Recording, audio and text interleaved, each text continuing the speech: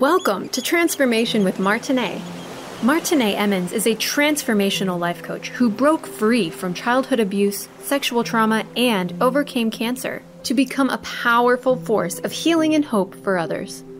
Martine describes traumatic events as fierce emotional tsunamis. They can leave impending doom and destructive tidal waves of emotions that hit you when you least expect it.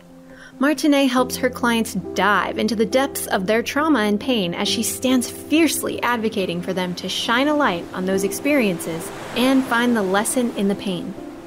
She serves as a beacon of hope that guides you to see the strength, lessons, and purpose that can be born from the pain. You can feel alive with purpose again when you awaken your dormant strength, step into your power with a sense of peace, and discover a new wave of hope with the right tools and support.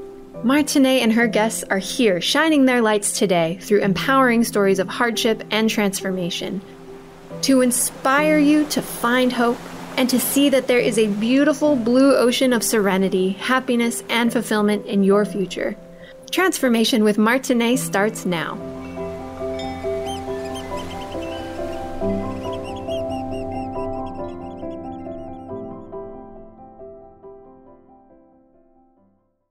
I just talked about getting emotional, and here I am.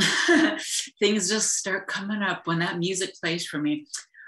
So everybody, welcome. This is Transformation with Martine. That's me, where we overcome everything and compromise nothing. For those of you that are new, my show is about hope. And the guests that I invite on my show all have, what is wrong with me again? All have a story of overcoming. I believe all of us, as well as they do, that we as humans can get over anything. We really can, and we can thrive in our lives. My show is every Friday, 1 p.m. Eastern, 10 a.m. Pacific. And my guest today, I'm excited. And part of this is because it has been, God, my life journey since I was 11 years old is eating disorder. And I still, to be truthful with all of you, still battle it. I have a coach that I work extensively with on it, because the thing about me, I've just not found a place yet where I am completely safe in my body. I know that's very vulnerable, but it's my truth. So I want to welcome today my friend, Dr. Lara Zabarez, who is an expert on diet culture. Please introduce yourself, my friend. Ha! Thank you so much, Martine. First of all, can I say I am so honored to be a guest on your show today. I love what you stand for, and the whole transformation thing I think is incredible. So my name is Lara Zibarras. I am a psychologist and a food freedom coach. My background is in psychology, and it's really only in the last few years that I've got into the food freedom arena. So I'm all about helping women create a healthy and happy relationship with food without guilt or emotional eating. That's so good. It's so good. And it's so necessary. It's like, it doesn't matter what age you are. For me, it started very young, but sometimes circumstances in our life, it could come a lot later. Because I know that I've talked to so many women, and one of the reasons I knew I had a problem long before this, but one of the reasons that really stood out as my mind is because I was drawn to people like you. I read everything. Everybody who teaches like you, or everybody that has certain issues are the same. I'm just glam onto it, always trying to find something there. So how did your journey start? And then where are you at now, in regards to bulimia, orthorexia, which honestly, I don't even know what that one is, which is odd. So my story really starts when I was 16. I started dieting then, and I started for a combination of reasons. I think partly I was getting negative comments about my body, but also partly because I saw a lot of the people around me dieting. So I just thought that was the normal and natural thing to do. So 16 years old, decided to jump on all the faddy diets that were around at the time. I tried the Atkins diet. I followed diets that I saw in magazines that were all about, I guess, low calorie and restriction. I did the fat-free diet. And that period of time led to very disordered eating and eventually to an eating disorder in the form of bulimia. And I think for me, what I was experiencing is I was either extreme restricting in while I was trying to follow that diet, but then I was finding that I wasn't able to stick to the diet. And that led to binging and then purging. And it was only a little bit later that I realized that it was an actual eating disorder. So it took me quite a while to realize that what I was doing was not a normal thing to be doing. So it was in my early 20s that I went to go and seek eating disorder counselling. Went to see a qualified psychologist here in the UK, and also a nutrition counsellor, because I felt like I'd forgotten how to eat. I didn't really know what was normal because I was so used to either extreme restricting or eating so much that I felt sick and then obviously was throwing up. And then those people that I spoke to really helped me overcome my fear foods, helped me get back to quote unquote normal eating. And then I had a few years of relative food freedom in my sort of mid to late 20s into my early 30s. And then I had children. And this just brought back the whole pregnancy thing, just brought back, I guess, body image issues. And it wasn't so much whilst I was pregnant, it was post-pregnancy where I was feeling that real, I don't know, that kind of from diet culture telling me that I should get my body back, that I should get back to my pre-pregnancy weight, that whole message that you hear about 9 months out, 9 months up, 9 months down, the whole bounce back culture. So I thought, well, I want to get my body back, but I don't want to go back to dieting because I knew that I had that eating disorder, I'd overcome it. So I knew I didn't want to go back to diet. And that's when I really got sucked into wellness culture. And I think now looking back on it, it was diet culture in disguise for me, because what I ended up doing was cutting out a whole load of foods for my quote unquote health and started the whole, again, quote unquote, clean eating regime. I followed a whole load of wellness influencers who were telling me to cut out gluten or cut out dairy, no sugar, and that kind of thing. So I went through this process for maybe a couple of years, and I didn't realize again at the time but how disordered it was. And I had these very restrictive, rigid rules. And actually, I think now in hindsight, that was a period of orthorexia. And orthorexia is that over obsession on eating in a healthy way, and it gets to a stage where it becomes unhealthy because you're focused too much on trying to be healthy.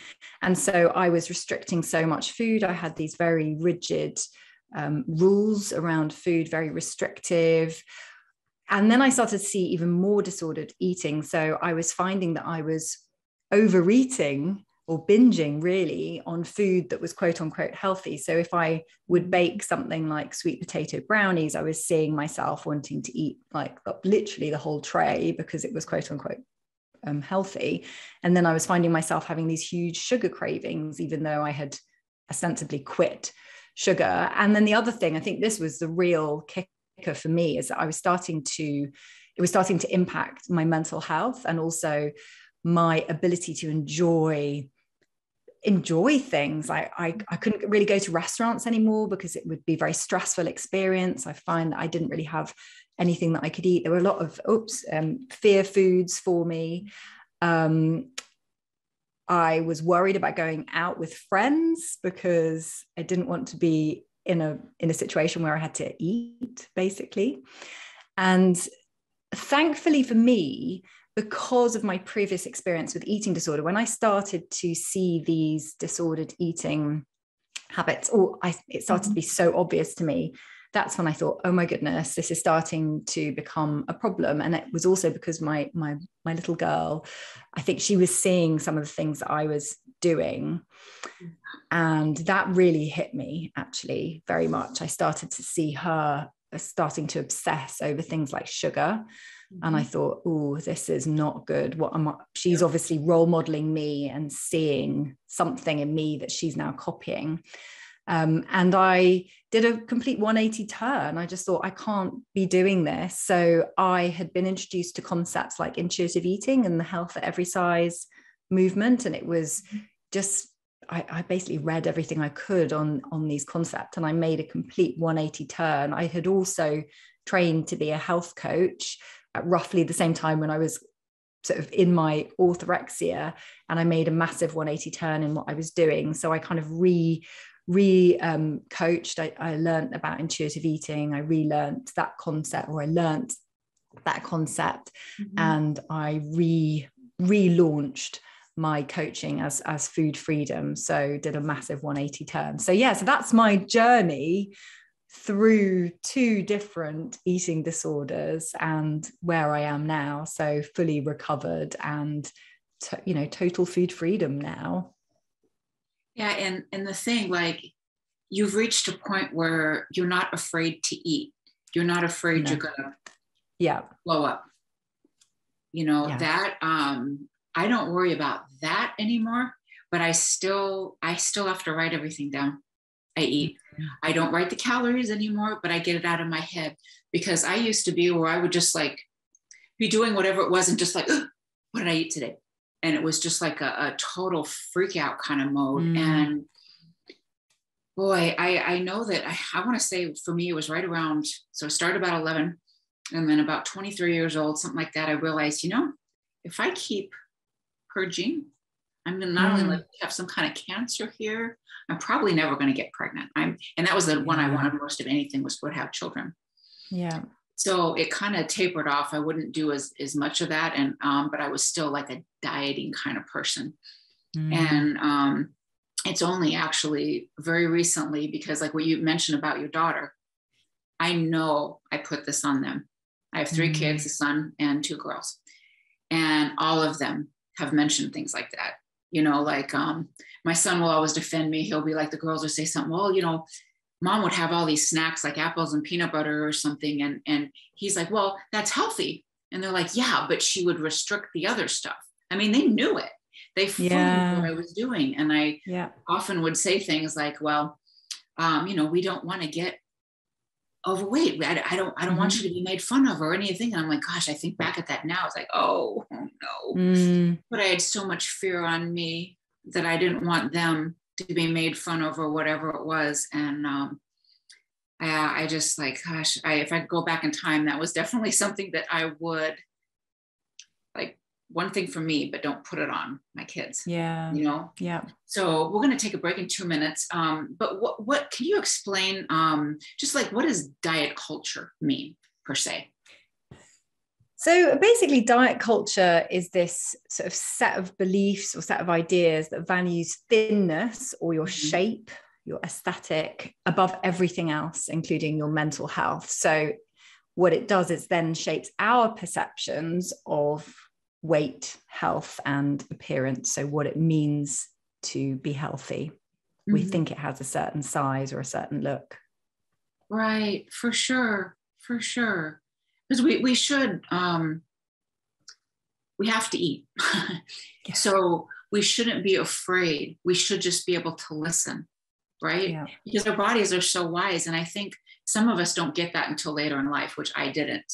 I just thought my body was just like, well, it was my vessel. It takes me around wherever I'm going, but I didn't think that much about it. Yeah. But she is so wise. If we just listen, she tells us what to do. Yeah. Right? She does. Okay. So do you I've seen both, but like, do you believe this it affects men as much as women, or close? I wouldn't say as much, but I think it's definitely starting to. I think there are a lot of men coming out now saying that or admitting to the fact that they've had disordered eating or eating disorders. I think it's less common in men, but it's definitely there, 100%. Right. Okay, well, maybe we'll talk about that a little bit more when we get back. Thank you, everyone, for joining us, and we'll be back with Dr.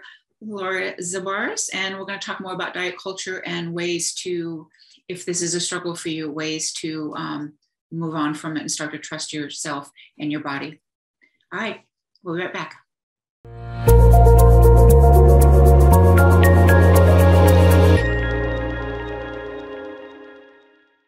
Welcome back, everyone, to Transformation with Martine. This is where we overcome everything and compromise nothing.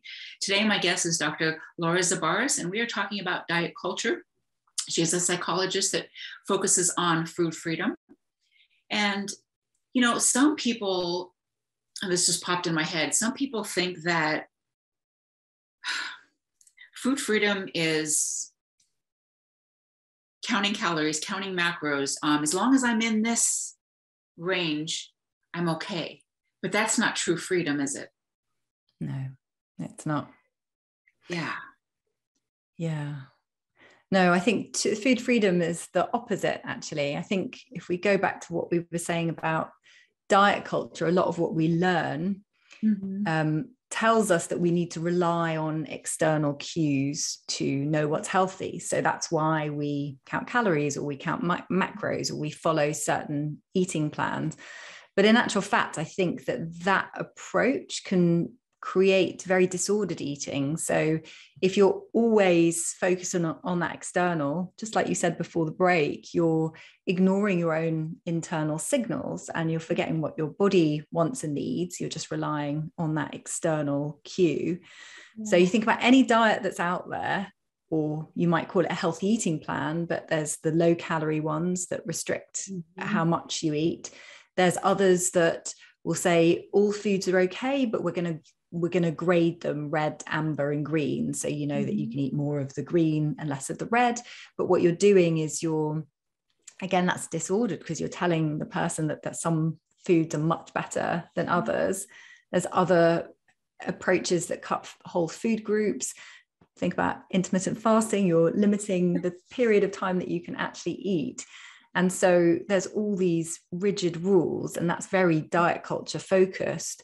Food freedom is the complete opposite. So we're letting go of the restriction, and we're also letting go of labeling food. So we're taking away the moral judgment from food. And I do agree, because sometimes people say to me, yeah, but, you know, spinach is better than chocolate or, you know, packet of sweets. And I'll say, yes, spinach has more nutrients in it than a sweet. I totally agree with that.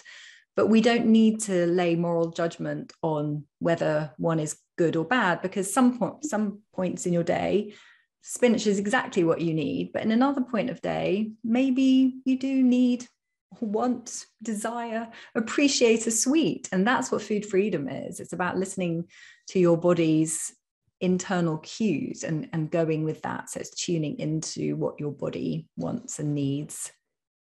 So when you say that, tuning in, because I know I've learned so much in the recent past where I've really decided I've got to tackle this, because it's still, it may not be like it was in my 20s or earlier than that, but it still crops up, you know? So how do you know, like, the difference between a craving, like say, well, yeah, okay, like a craving and trying to maybe heal an emotional hurt. Yeah. Or what your body really wants. Yeah. So it's a really good question. And this is something that I work on extensively with my clients, because often what people call cravings, or what they see as emotional eating, is actually just your body's reaction to the food restriction.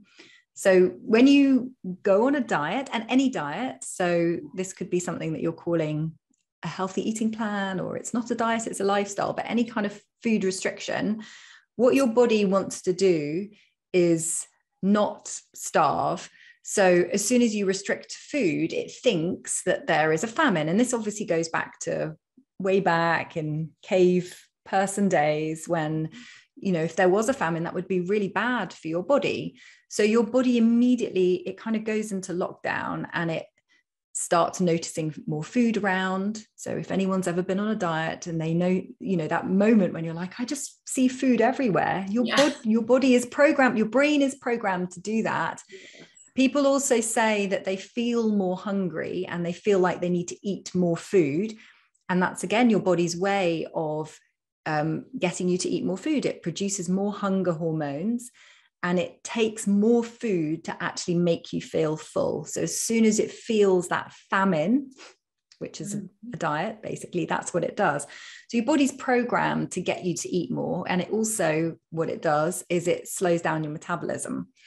So you go on this diet and you're immediately biologically programmed to try and eat more food. So we're actually ignoring our internal cues by saying, it's not hunger, I'm just going to drink something, or I'm going to eat a rice cake, or I'll just ignore it, I can't eat until 1 p.m.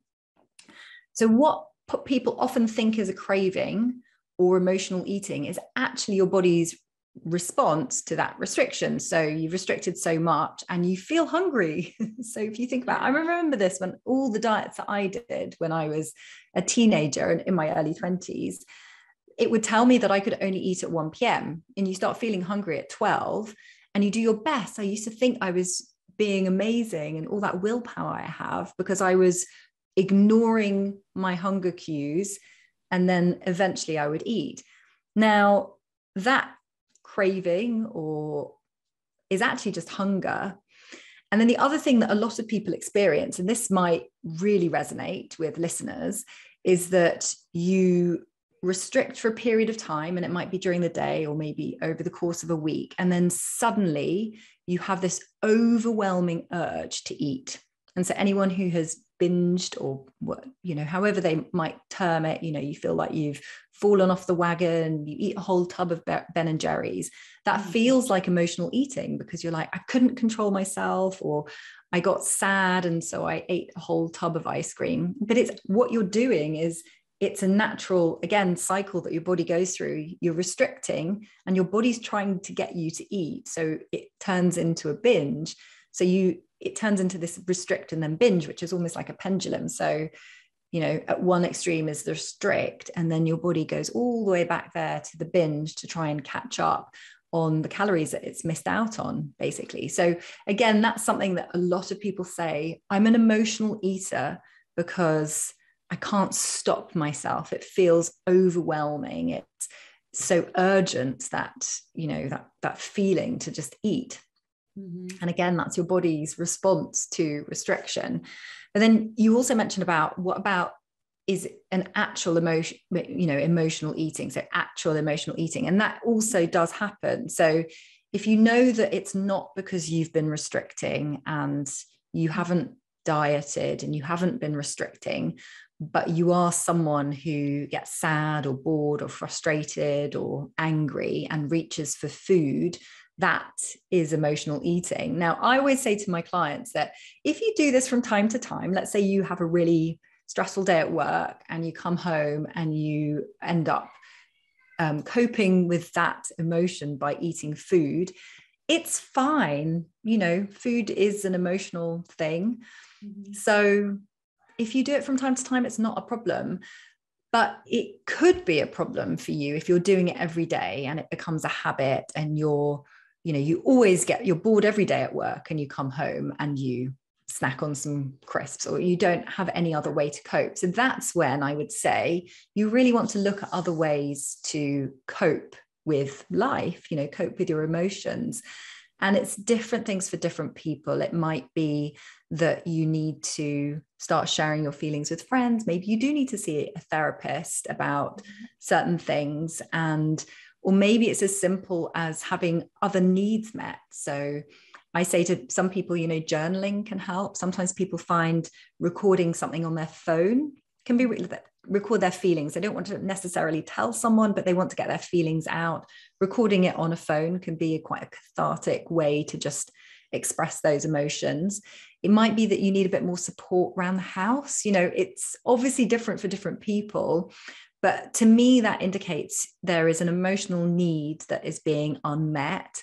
And what you want to do is find a way to meet that need. And for some people, it is just experiencing the emotion. Allow yourself to feel that anger, frustration, stress. I think we are in a stage in the world where we don't want to experience those emotions, but actually sometimes we have to. You know, sometimes a good cry is all you need. Yes. Because your body's trying to tell you something anyway. Yeah. So I know a lot of times I would do whatever it was to distract myself so I didn't have to feel anything, or find that ice cream, you know, whatever it was. And gosh, it's like the more you start trusting yourself and the more you start listening to yourself, the more your body will share with you. I know I've made dramatic results myself and with my own clients by inviting myself to just sit with it. Yes, it's uncomfortable. Yeah. But it's just kind of flows through you if you just sit there and garner any wisdom that comes up, because you get a lot. And sometimes it takes your body maybe a little while to trust you again because you've been ignoring it for so long. But when we do start to trust again, it's amazing.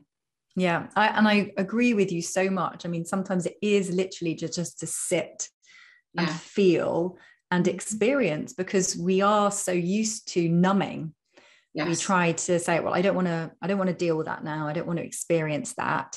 But actually, you know, for your long-term mental health, that's sometimes the best thing to do, is just to sit with that emotion and experience it. Oh yeah. So before we take a break again, what would you say, I guess this is just a quick thing before we go, if someone feels like they can't trust themselves, even to go like shopping or having certain things in the house, what would you say to that? Like, I think two things I would say. Let's let go of the restriction. And the second thing is to stop labeling food. Remove all food labels. So food is neither good nor bad. It's just food. So it's an apple or a chocolate bar or lunch or dinner. Right. So those are my two tips. Because I know you've talked about that you can have anything in your house now. It's okay. Yes. Yeah, I can. And it's so different because I used to keep everything out of my house. I would not have crisps, chocolate, biscuits, ice cream, anything that I could binge on. But now it's all there. And once you take away it, when it stops being on a pedestal, it becomes less desirable. It's there and you don't fancy it so much. Yeah. But it's a process to go through. Right. Because it's like, well, if you want it, you can have it. Exactly. And it doesn't mean, you know, you want it again tomorrow. So you don't have to worry about getting it all out now or eat it all now. And then it's not there to tomorrow to get back into. Okay. So before we take a break again, where can people find you? So best place to find me, Instagram. I'm Dr. Lara Zib. I'm the same on YouTube as well. And my website is drlarazib.com. All right. All right. We'll be back, everyone, with more food freedom.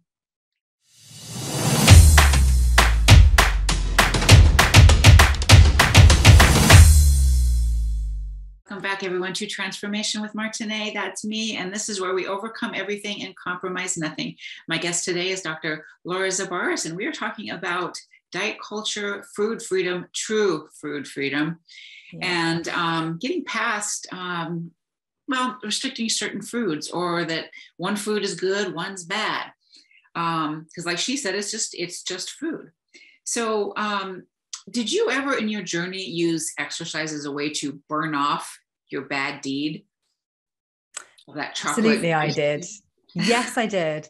So I definitely went through a phase, probably more so in the early years when I was dieting, and those years while I was bulimic, I definitely saw exercise as a way to burn calories. And I used to make sure that I was doing enough. I wanted it to be high impact. So in my head, I thought high impact, it's got to be sweaty. I've got to be doing enough of it.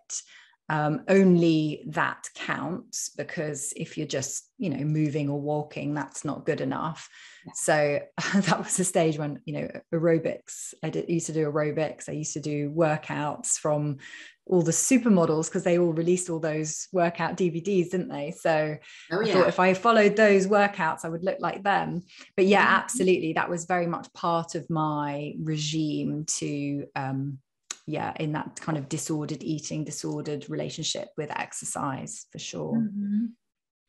Yeah, because I did a program once where it's like, well, you can eat whatever you want, but if like, you know, within these guidelines, you can eat whatever you want. And, you know, if you know you're going to go out tonight and have some wine and some dessert, make sure you have just protein and produce all day. Yeah. So that to me, it was very triggering. Yeah. It, I think, caused me more problems than it helped me to get past my issues. And I know for me, it started out where my dad had said one time, he goes, you know, you're too fat. No man's ever going to want you. And that is like what spiraled me down. And I want to say I was about 11 at the time. And that just like, oh God, just put this fear in me. And then like you were talking about how everyone around you was doing it. Yeah. You know, they would like, I would go for like almost a whole week without food. And then on the weekends, I'd find everything I could find to put in. And then I would try to find foods that were easy to get rid of, which was another thing. And I know so many people, not only they share their journeys on social media or whatever, or some that just are so ashamed of what's going on that they won't share at all. And that might be been even the beginning of these other people's journeys that are sharing. You got in your 20s, you started making a change. Was there a point where you just thought, oh my God, like you felt shame, or you felt like, oh geez, I know this isn't right, but what am I going to do? Yeah. I mean, the shame element is huge, isn't it? Because I remember very, very clearly, I had just finished my degree in psychology, actually. And I think that's when I started getting the inkling that I knew that what I was doing was wrong, but I didn't really know what to do about it. And then I just moved to London, where I now live. And so I was kind of finding my feet as new to London. I had a new job. I was living in a new place. And I know for me that then my bulimia became a bit of a coping mechanism, because it was a way that I could control things. And talking about that shame element, I used to share a flat with a friend. And so I was hiding my eating disorder from everyone. No one knew what was going on. And if anyone had said, you know, how's Lara? They would never have said, oh, she's suffering from bulimia. No one knew about it. So I would know when my flatmate was going to be out. And on the way back from work, I used to stop in the corner shop. I used to buy a whole load of things, like you say, that were easy to kind of, you know, get rid of. And I'd go home and I would sit and have a very planned binge, followed by a purge. And I know that there was a lot of shame in that. And then I also started dating someone who is now my husband. And it was, I think, that period of time when I was like, gosh, I'm doing this I don't want to be doing. I'm hiding it from everyone. Now I'm dating someone. I know that, you know, that was the period when I was like, right, I really need to seek help and sort this out. I don't want to be doing this anymore. But there was that period of time before he found out, but I think he suspected as well. And I remember him saying, we went out for dinner and I nipped off to the toilet. And after he came back and he was like, that was quite a long time. And I think he knew, but he didn't say anything. And I was like, oh my gosh, he knows. And it was quite soon after that I ended up, you know, telling him what was going on. And he was so amazing and supportive. But still, during that journey, I still didn't tell anyone else. I think he was the only person that knew, maybe my best friend as well. And that was it. They were the only people that knew. And it was only years later, after I was fully recovered, that I started telling people about it. Because for me, there was so much shame involved. Like, you're so right, because it feels like a dirty secret. Yeah. It's kind of no other way of describing it. It feels so wrong, and it feels like a dirty secret. And it was only after I was fully recovered that I was then able to say to other friends, oh, you know, I had bulimia in my early 20s. They were like, no, did you? And I was like, yeah, like, it was not good. But it's only been even more recently that I've been fully transparent about it, and everyone knows. But it's taken a while, because you're right, there is that. And I don't know, I think maybe the help around eating disorders is a bit better now, but certainly when I was going through it, I feel like it was, even when I went to see my physician to get a referral, there was a lot of, I don't know, it felt shameful. Yeah, it's a good way to describe it. And it's like, so many things were said to me, like, especially from my parents when they did find out. And I think they knew, just like you said, your husband did, and all that, or other people might have known. It's just like, well, you're wasting food. Like, God, it's a stupid thing to do. And it just felt like, well, yeah, I guess it kind of is, but it's my reality. It's what I'm doing. It's my way of controlling. Yeah. And coping. I felt that double thing. It was like, it was a way of controlling and coping at the same time. Like, I was obviously experiencing stress, and obviously you have in your past, like, it feels like a coping mechanism. At the time, that feels like normal, but it's only in hindsight when you're like, yeah, that's disordered. It's right. Well, one of the things that I teach, and my coach, actually, she taught me to begin with, it's like things around you, like, say, I'm a very organized, neat person. I like my house nice and neat and clean and all that. And I also know that I am much more fastidious about it if things are not right inside. It's like trying to control somewhere. Yeah.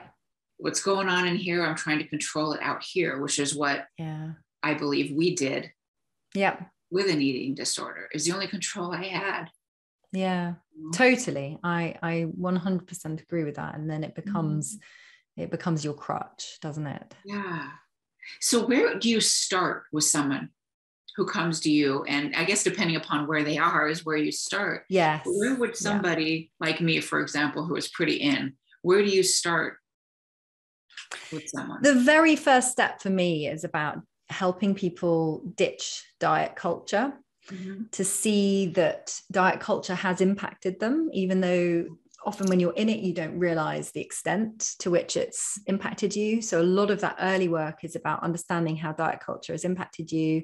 And then I do a lot of, I guess from my psychology background, a lot of exploration around where your core beliefs have come. So your core beliefs around yourself in terms of worthiness, your capability, around weight, your health, and your body. And that early understanding helps people realize why they are like they are, and why they've dieted, why they've tried to change themselves. Once we've done that work, then definitely the next step is around removing restrictions and learning to neutralize food. So taking the labels away, trying to allow people to have more food in their life, taking it off the pedestal. And honestly, that helps with that sort of binge approach, because if people know the food's there, they're not going to get rid of it. They're not going to chuck it in the bin. It's always going to be there. You don't need to eat the whole packet of biscuits, because you're going to have some more biscuits tomorrow. So you can eat 2 or 3 or 4 or 5 even. And I know for a lot of people, that is a really scary process. And it was with me. But once you start facing those fear foods and allowing it into your life, it becomes less of a big deal. So I always get people to do this thought experiment and say, what's your favorite food that you would never allow in your house? And a lot of people say something like ice cream or chocolate. And I say, well, imagine, let's take ice cream as an example. Imagine I say, you are going to have ice cream for breakfast, lunch, and dinner tomorrow. And then you have breakfast, lunch, and dinner the next day. You know that there will be a point where actually you're really bored of it's like, not for breakfast again. I can't eat ice cream again. Yeah. And that's the point where, because it's there, you're like, actually, you know what? I just want, I don't know, like porridge for breakfast. I don't want any ice cream. I want a salad for lunch. I don't want ice cream. And it's helping people face the food that takes the that attachment to the food away, because it's there and you don't need to binge on it now. Yeah, that's so perfect, because that is true. I remember working in a yogurt shop for a while, and it got to the point where, I could have as much as I wanted. Like, I'm kind of done.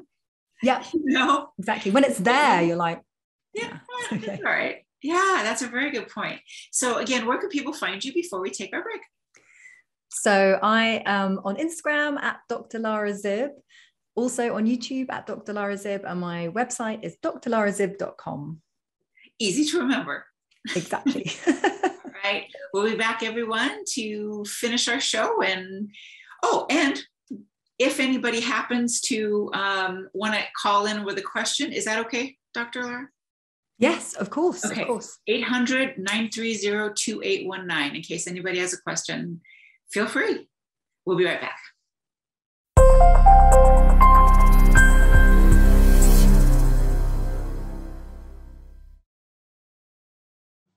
Welcome back, everyone, to Transformation with Martine. This is where we overcome everything and compromise nothing. Today, my guest is Dr. Laura Zabarez, and we've been talking about diet culture and actual food freedom. A lot of diets out there, a lot of other people talk about food freedom, but when food freedom means actually you are free, not that you have to eat a certain way. So we talked a little bit on the break about fear. Like when fear comes up, where you and I have both experienced, being in a restaurant and just being pretty much near tears, because you might be in a restaurant where the calories are on there and they are big. P.F. Chang's. That happened to me quite a while back, and just sitting there like, oh my God. What do you teach your clients about that? Or how did you start to deal with those anxious feelings? Yeah, so it's a really good question, because it comes up for a lot of people. Mm-hmm. And I think that we said just before the break about removing restrictions. Mm-hmm. I think the other element to that is about helping to neutralize food. So one of the things we learn in diet culture, and, I still sometimes, hear my family talk about it, for example, but we hear this idea that some foods are better than others. Mm-hmm. So you think that, you're much better off if you're in a restaurant, for example, having the salad over the burger, for example. Yeah, right. And that's because diet culture has told us that some foods are better than others. It puts this kind of moral element. We hear people talk about healthy, unhealthy, good, bad. You hear a lot of diet culture marketing where we talk about guilty pleasures, and this is guilt-free. And so there's a lot of moral labels that come on it. So I think we've been programmed, and certainly this is where I was, to think that we need to eat in a certain way. And then alongside that, what we're learning from diet culture is that in order to be healthy, we need to be a certain size. And for most people, that is thinner than we are currently. Now, one of the things I do a lot of with my clients is helping to separate the idea that in order to be healthy, you need to be thin, because that's the message we receive from diet culture, but it's not the actual truth. And there's a lot of amazing research coming out that's showing that actually you cannot tell just by looking at someone how healthy they are. So health doesn't have a certain size or a certain look or a certain weight. And even the way that things like the body mass index, the BMI, is used is very flawed. So we think that if we go to the doctor and they say that we're in the quote unquote overweight category, that then that is a bad thing. But in actual fact, there's this amazing research study by it's a group of researchers, but Bhaskaran and colleagues in 2018 did this amazing study where they looked at a population of over 3.6 million people. And what they did was they looked at the different BMI categories and what the long-term health outcomes were for these people. So it was a longitudinal study. They did it over time. It was a cohort study. And what is amazing, what they found, is that actually the people who were in the overweight category, quote unquote, overweight category, had the best health outcomes. So they were the healthiest, they lived the longest, they were less likely to have issues, heart issues, etc. And the people that had the worst health outcomes were the people who were underweight, considered underweight by the BMI category. And actually there were, you know, in all ways of measuring it, the long-term health outcomes, even like more likely to die. Yeah. And what was very, very interesting about this is that their health outcomes for the people very, very underweight were worse than people in the overweight, or what is classified as quote unquote, like obese and quote unquote morbidly obese. So this kind of turns the thinking on its head and says, actually, we can't know by looking at someone how healthy they are. And then there's further research that talks about what they call the fat but fit paradox. And in actual fact, you're much more likely to be healthy if you focus on health promoting behaviors. Those are, and often that includes movement, not necessarily high impact exercise, but just movement. Right. And this fat but fit paradox shows that people who are, and I use fat in terms of a descriptive word, so this is what they use to describe the people, that fat people who are fit have better health outcomes than thin people who are unfit. And this is by a group of researchers. Ortega is the main researcher.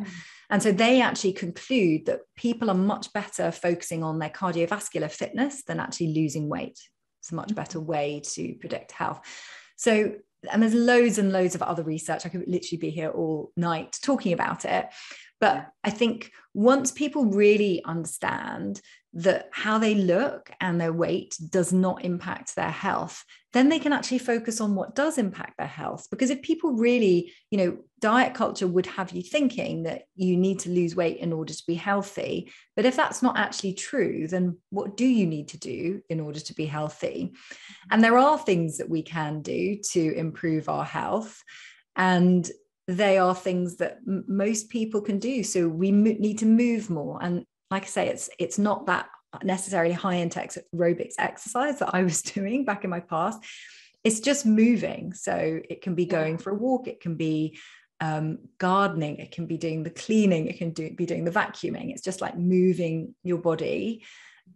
Eat fruit and veg. You know, we know that's what everyone talks about in the UK. They recommend 5 pieces of fruit and veg a day. That's something that can improve our health. Getting enough sleep. So this is like one of the most overlooked things, like actually getting between 7 and 8 hours of sleep a night can positively impact our health.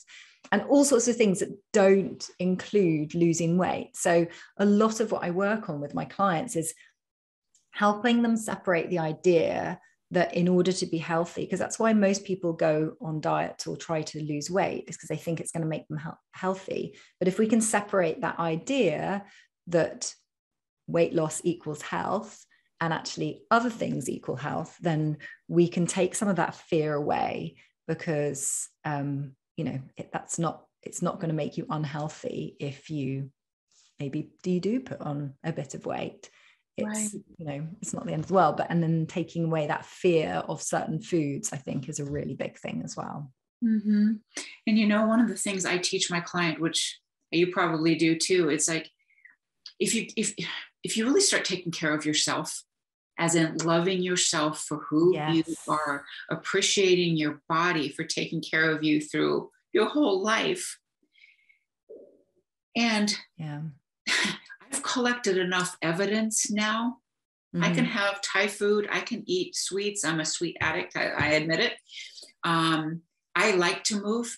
I like high intense. I like the HIIT workouts. I like all that. I enjoy it. I actually can get away with quite a bit.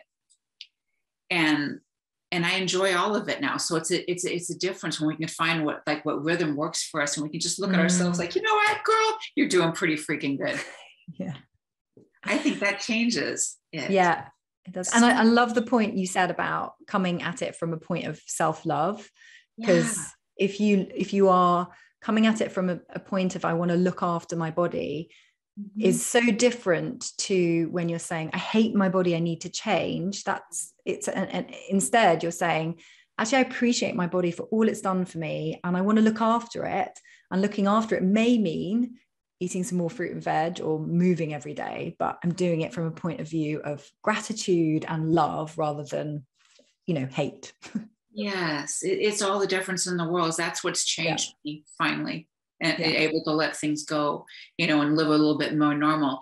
So this has been an awesome show. I am so grateful for you being on here, sharing your wisdom. Thank you. And one more time, where can people find you? Yeah, so best place to find me is on Instagram. I am at Dr. Lara Zib, or YouTube, also at Dr. Lara Zib, and my website, which is drlarazib.com. And I would encourage all of you, go to her Instagram because she's very funny and she's very informative, and she's just plain fun to watch. She's got down the real. She's got it. So again, thank you so much. It was an honor to have you on the show. And everyone, we'll see you next time. Please join us every Friday, 1 p.m. Pacific, 1 p.m. Eastern, 10 a.m. Pacific. Thank you so much. Oh, thank you. Thank you for listening to Transformation with Martine. Did listening today spark a sense of hope and possibility? Hold on to this feeling and tune in every second and fourth Friday at 10 a.m. Pacific for more inspiring conversations with Martine and her guests. They will show you there is hope, and you are right where you need to be. Martine is dedicated to supporting you right where you are while launching you towards promise, passion, and possibility that leads to the fulfilled life your heart aches for. If you're tired of being stuck, schedule a complimentary consultation with Martine and get on the exciting path towards the life you want to be living. Visit martineemmons.com and make your appointment today.